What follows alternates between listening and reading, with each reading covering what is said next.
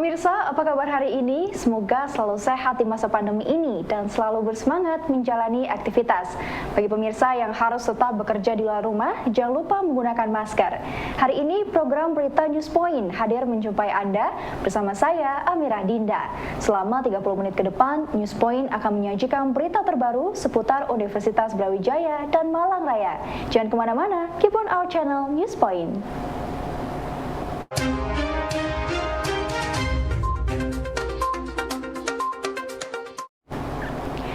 Lemahnya perencanaan pembangunan tambak yang tidak mempertimbangkan aspek daya dukung lingkungan sebagai variabel penentu produksi menjadi penyebab kegagalan para petambak.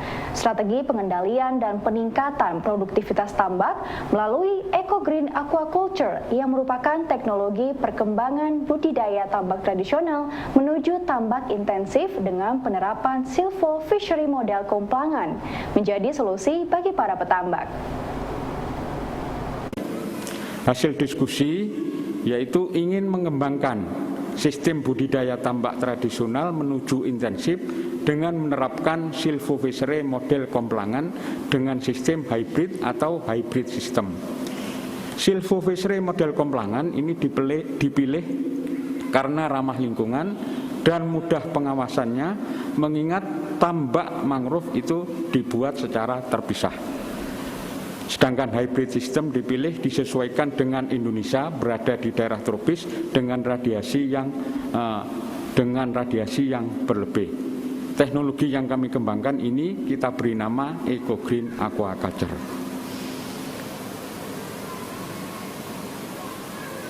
Kenapa kami memberi nama Eco-Green Aquaculture ya? Eco-Green Aquaculture ini dibuat melalui pendekatan pemulihan dan peningkatan daya dukung dengan hybrid system dan penanaman mangrove sebagai pendukungnya. Tujuannya yaitu untuk mengendalikan dan meningkatkan produktivitas tambak agar supaya sumber daya pesisir khususnya tambak tetap lestari dan berkelanjutan.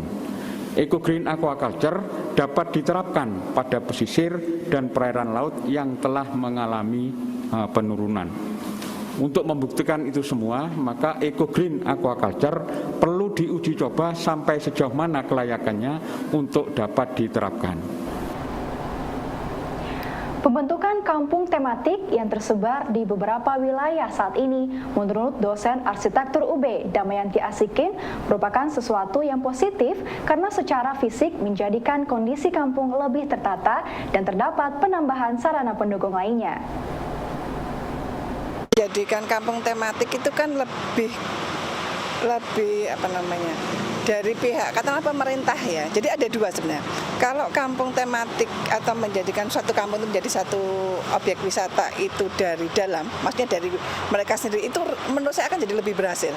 Karena mereka tahu persis lah, kita punya potensi apa yang bisa dikembangkan. Itu akan berbeda dengan kalau itu datangnya dari pemerintah yang balik lagi pandangnya seringkali negatif. Sehingga tolak ukur menjadikan mereka menjadi positif itu bukan dari lingkungan mereka. Jadi seperti mungkin contohnya katakanlah kampung yang di Malang itu kan kampung warna-warni gitu ya. Mungkin untuk menurut saya pandangannya itu lebih banyak karena dia menjadikan objek wisata. Secara skala kota oke lah, memang dia menjadi salah satu daya tarik wisata, tetapi sebenarnya menurut saya jadi ada yang hilang juga untuk kehidupan mereka yang semula bagaimana mereka bisa beraktivitas secara normalnya, itu kan jadi terganggu juga sebenarnya dengan banyaknya orang luar masuk. Notabene kan mereka orang luar, tetapi mungkin di sini karena di kota itu umumnya adalah perekonomian, itu jadi agak terhapus gitu.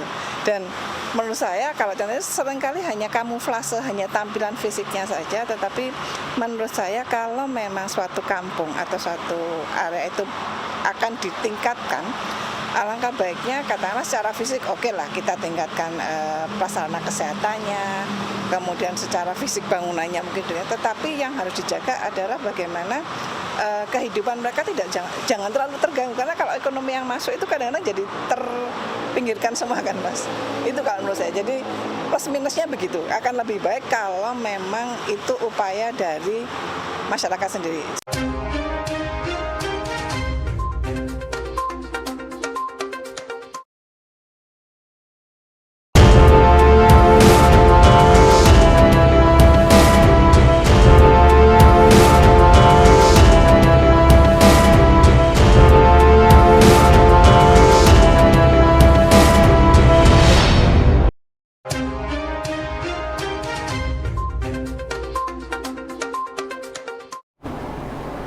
Pemirsa, gerakan 1.500 proposal PKM menuju Timnas 2022 yang diluncurkan oleh Universitas Brawijaya akhir pekan lalu mendapat sambutan dari mahasiswa.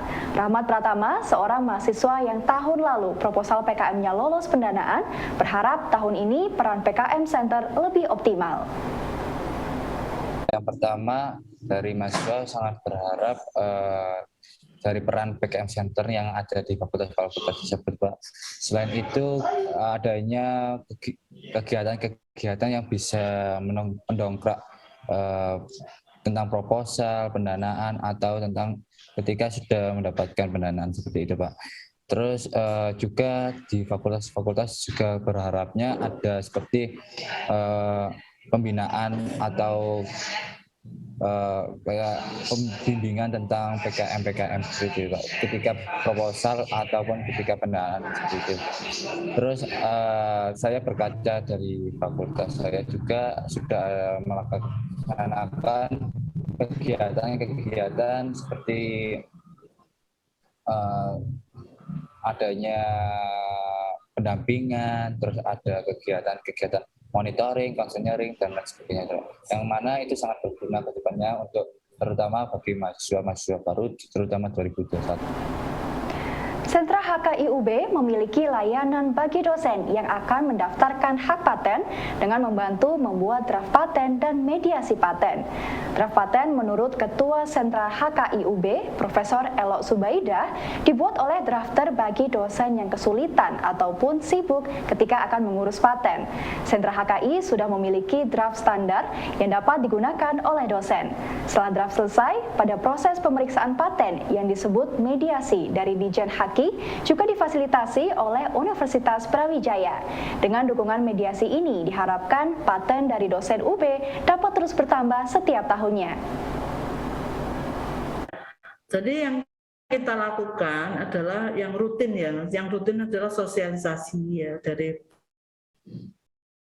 berbagai fakultas.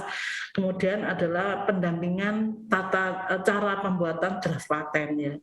Namanya drafting paten, itu kita dampingi ya, cara pembuatan draft paten seperti itu. Nah, setelah itu bahkan kita sudah ada staf yang memang bertugas membuatkan draft ya. Jadi beberapa dosen yang hasil penelitiannya atau laporan penelitiannya itu sibuk tidak bisa membuat, akhirnya kita punya drafter namanya, membuatkan draft, dan kita sebar ke seluruh fakultas. Jadi sebenarnya masing-masing fakultas itu sudah ada drafter yang siap membuatkan draft paten ya, yang setelah drafter di seluruh fakultas itu membuatkan draft paten masing-masing dosen, kemudian dikirim ke sentra KI. Sentra KI akan memproses untuk pendaftarannya. Selain drafter di fakultas, kita juga punya drafter sendiri di sentra KI. Ini disediakan untuk Bapak Ibu yang kesulitan untuk membuat draft paten atau sibuk seperti itu. Ya, jadi kita melakukan pendampingan, penulisan, kemudian sampai jadi draft paten, atau para inventor itu hanya setor laporan, kita buatkan draftnya. Yang kedua, setelah kita daftarkan, kita akan memfasilitasi untuk pendampingan dari pusat ya, dari DKI ya. Itu namanya mediasi. Ya, setelah pendaftaran, kemudian jeda waktu tertentu, kita mengundang pendamping dari pusat ya, Direktorat Jenderal Kekayaan Intelektual untuk datang ya, kalau pas ada offline ya mereka datang ke sini, tapi karena pandemi maka kita lakukan secara online. Hasil penelitian dari kampus membutuhkan mitra untuk dapat mewujudkannya. Hal ini disadari oleh Profesor Tri Dewanti dari FTPUB.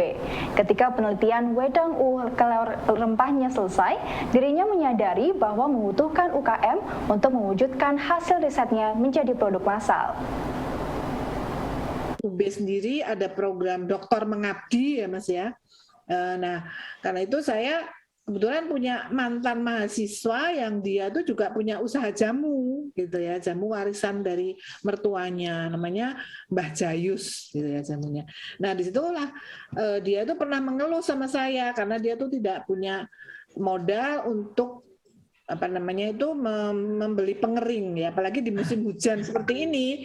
Kalau jamu itu kan alat utamanya itu pengering ya, karena biasanya kalau dengan matahari, tapi kalau udah hujan gini kan berhenti gitu ya. Karena itu dia ya udah, kalau gitu nanti kalau proyek saya Dokter Mengabdi ini disetujui, ya udah kita nanti bikinkan kamu pengering. Tapi dengan catatan kamu juga harus mau mengembangkan hasil penelitian saya, yaitu tadi wedang uwuh, celup kelor rempah. Rupanya dia juga suka karena kan dia sebetulnya membuat ramuan yang bentuknya juga serbuk ya, warisan mertuanya Mbah Jayus itu, jahe rempah dia menyebutnya.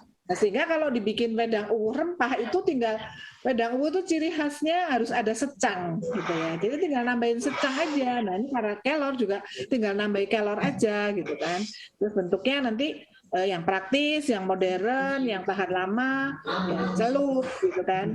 Oke, akhirnya dia setuju. Jadi sebetulnya ya itu tadi pada proyek Dokter Mengabdi UB itu adalah mengaplikasikan penelitian saya wedang uwuh celup kelor rempah ini dengan bantuan ini sebagai diversifikasi gitu, artinya pengembangan usaha produk, kemudian juga membantu dia. Itu ada juga saya nanti videonya, Pak, saya bisa kasih itu nanti ya. Jadi mereka suka sekali dan akhirnya berkembang ini menjadi produk dan juga dia pasarkan, juga banyak peminatnya. Itu Mas juga bisa cek itu di Tokopedia ada, di Shopee ada, di rumahnya dia juga jual.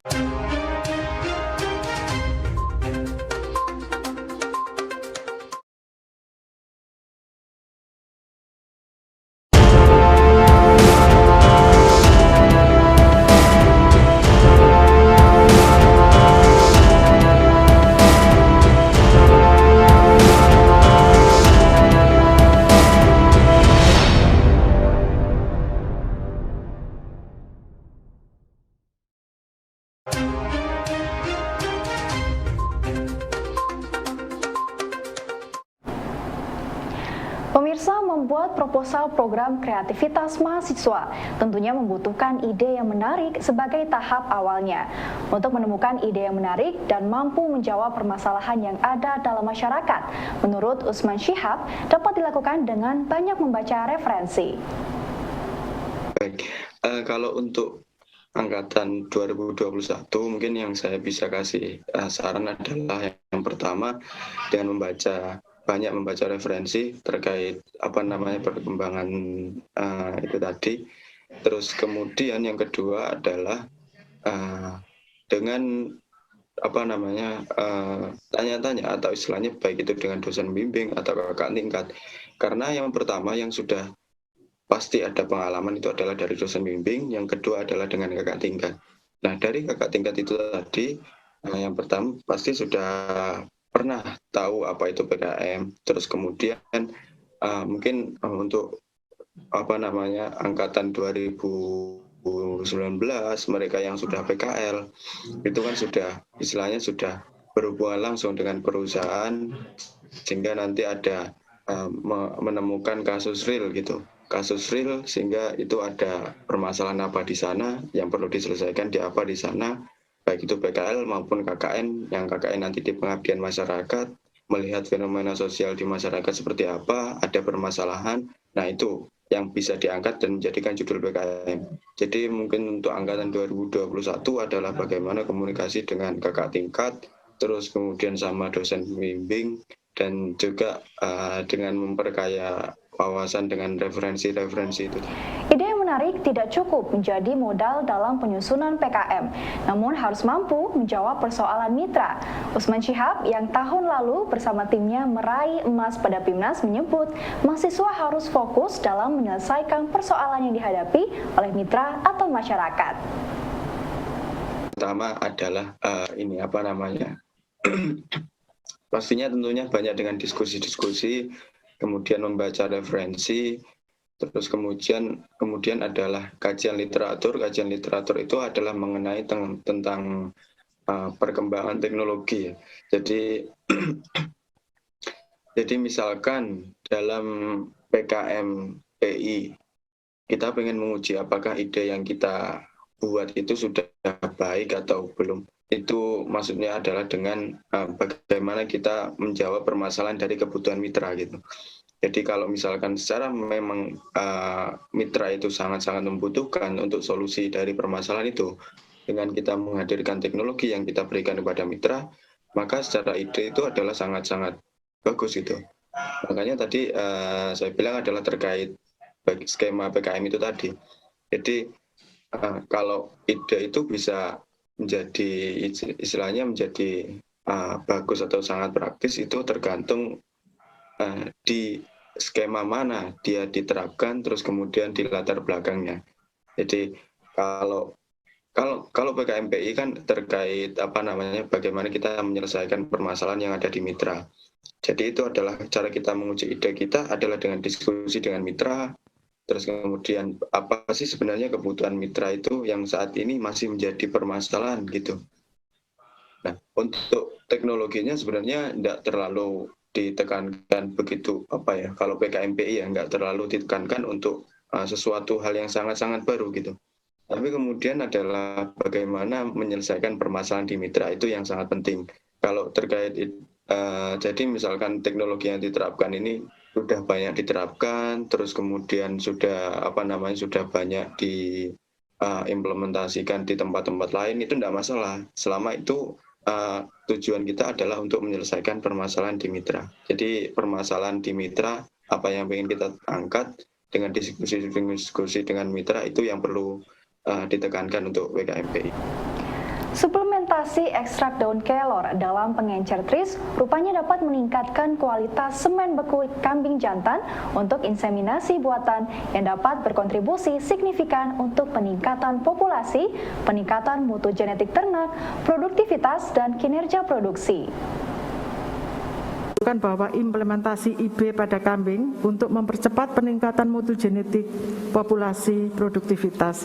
Yang kedua, strategi untuk meningkatkan keberhasilan IB perlu kita perhatikan. Dan yang ketiga, suplementasi ekstrak daun kelor pada pengencer tris mempunyai potensi meningkatkan kualitas semen beku kambing. Dalam hal ini, konsentrasi 3% merupakan yang terbaik. Saran dari penelitian ini adalah yang pertama, perlu penelitian potensi senyawa aktif tanaman kelor serta standarisasi dalam pengencer semen untuk produksi semen beku. Yang kedua adalah pendekatan multidisiplin untuk mengoptimalkan pengembangan ternak kambing.